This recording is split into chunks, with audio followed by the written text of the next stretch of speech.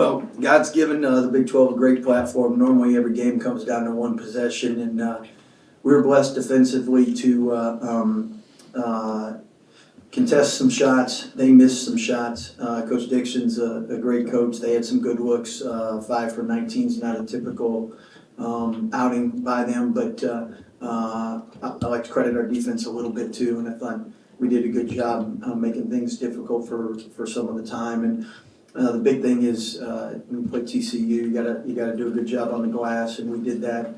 And you got to do a good job in transition. We did a good job keeping them out of transition for most of the night. Scott, what was it about the zone that was working so well for you guys? And is that the best it's played?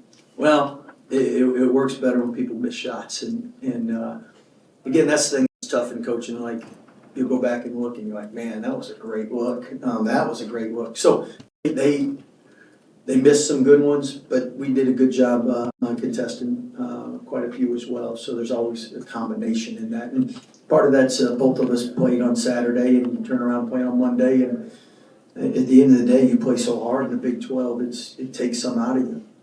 How much of a lift did Jalen give you at the start of the game? I thought Jalen has really been consistent, but I think in the last couple games he's been more aggressive, and we need that.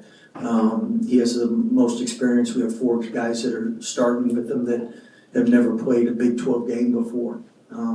So we need his leadership and him to be assertive, and he was great tonight. Scott, speaking of leadership, Langston still on the bench. Was there any thinking that he might play today, or what was the? Yeah, it is a game time decision. It comes down to that day, and I mean he's real close, but. He tried at BYU and then re-aggravated, so he's a tough kid. He'll play when he can. Coach, do you like running zone?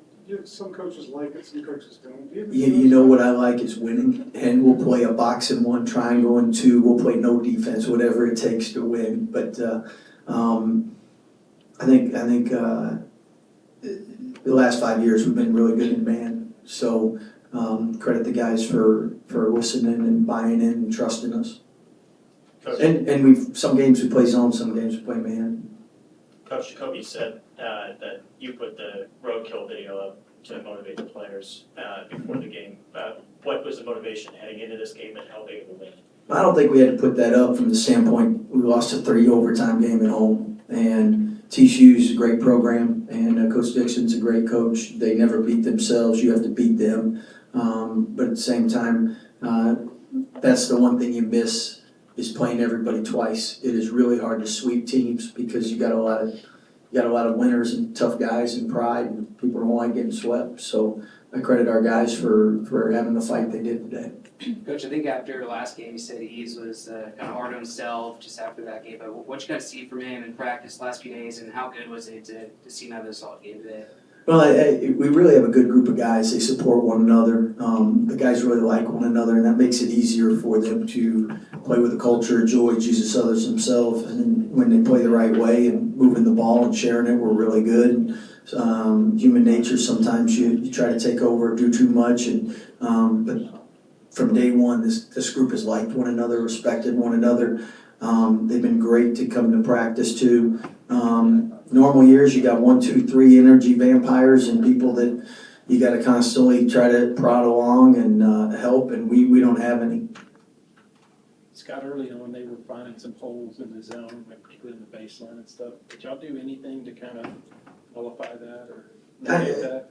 I think the more you get used to what people are doing, the more you can anticipate it. They did a good job mixing some things up. At the end of the day, if you have good shots and you miss them, it's frustrating as a coach, but I thought for the most part, we didn't give them a ton of those. Coach, this is a question regarding just college basketball and the trend of, there's a lot of commentary about whether or not storming the court should be banned. You've been on the receiving end of that, I think both ways. Do you have any thoughts about whether or not fans should be allowed on the floor after a big win or not, or that should be done away with? To be honest, we lost 2 games in a row, and I know that's been a conversation, but I haven't had a second to think about it. So if people do storm the court, you have to make sure that there's a way to protect the players. And if there's not a way, then you can't do it. Coach, another dominant performance on the glass after that BYU mishap. How do you think your team's responded after that tough week of practice? I think it's more than a tough week of practice. It's the guys are prideful, and they know at BYU we didn't compete, and they want to compete. Coach, it seems like everything's kind of coming together right now with your squad. Do you think they're kind of peaking at the exact right time? They're coming off 2 losses. I don't know if we're peaking, but I would say we have a lot of new pieces, and that gives you hope that we still have room to improve and get better.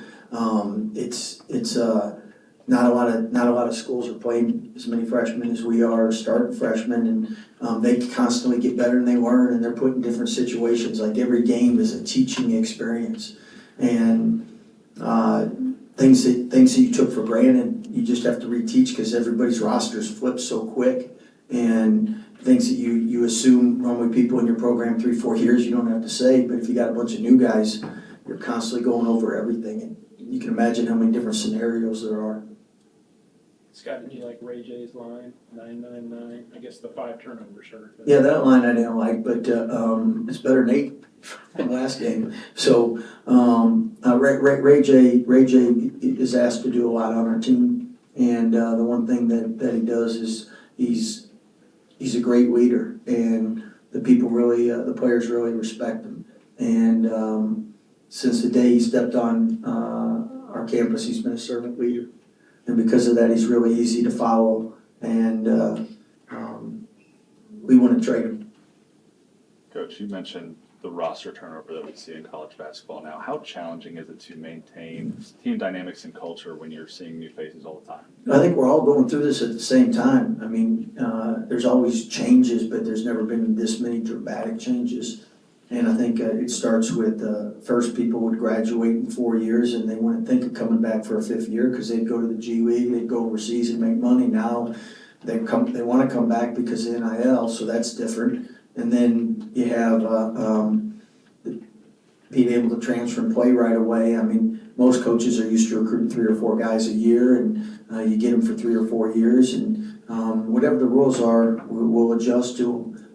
But obviously you can imagine just whatever job you do, if it's 3 times the work, and what I mean by that is normally you bring in 3 guys, let's say, now you're bringing in 9. What was just working for you guys on that? I think it's the mindset we had coming into the game, being that we lost them in triple overtime last time. We just had a lot of motivation, and we just wanted to really focus on the defensive end and then just get out and score on the offensive end. It seemed like you guys' zone defense having surprise. I mean, if they looked at the scout, they know we do zone, so I don't think they were surprised, but I think we were just executing very well. Jacoby, I heard you at the end of the game saying road kill like they did in Waco. Did that feel pretty good? I mean, what's the mood beating them? Yeah, before the game, Coach Drew put it on the screen, and we had to watch it. So we watched the whole time after they beat us, so that was on my mind the whole game, going into the game. So as soon as we won, I'm screaming the same thing they were, roadkill. Just how sweet is this, especially after the way the first one went? It's very good winning. I mean, after a tough game at Houston, and part of it is also on me. And just winning is a good feeling, especially today. Did Coach challenge you at all, before this one, just to kind of maybe step up on defense? He just trusts me.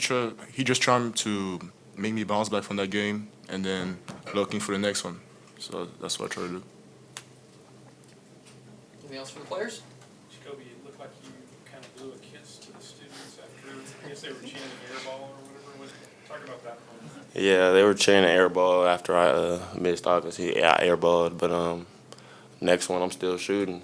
Knocked it down, and I had to shut him up, so blew him a kiss. Jacoby, talk about what happened if you abandoned there. Was it just frustration, just trying to get the ball? I think he was frustrated. I was perfectly fine. I was just making a hustle play. I tried to get up. He wasn't letting me get up, and then he wrapped me up, and then I just reacted by telling him to get off me, and then they got all physical. But I think it was really just a hustle play, and I think he was mad. Jacoby, did you have a bunch of family friends here for this one? Of course, yeah. Me being from Dallas, a lot of people came out today, and then that was extra motivation. Saw some of them in the crowd, saw a couple friends, so yeah, I definitely had a lot of motivation and a lot of support here today. You mentioned it a little bit after that Houston game, kind of team feeling down. How big of a win was this heading in? Obviously, you guys tied with TCU, no longer sitting in that fourth spot. It felt good, you know, just get this win and then focus on the next one on Saturday. We also have a big one on Saturday and Monday, so it's just a good feeling, just bouncing back from that Houston game. You always have to be ready when Ray J has the ball. You never know, you can come from anywhere, so I just gotta be ready. Yeah, he was diming the ball at the end. Facts. Speaking of him tonight, he had 9 points, 9 rebounds, 9 assists. What does he offer to you guys? Without Ray J, we're not the same team. He sacrifices a lot. You know, he last year averaging 20 points, but now he's running the offense. He's getting a lot of assists, like you said, 9, 9, and 9. I think that's the most elite stat line of the night for sure. He did a lot for us, and then so we owe a lot to Ray J. How much did it help Jalen getting off to the start that he did in that first half? You can always count on JB to come out hot, and JB, he definitely sparked it for us, and then as they were hitting shots, he was the only one hitting shots too, so he was keeping us in the game. I think it's that senior leadership that they both have, and then just them being veterans and being in the moment, they just always step up.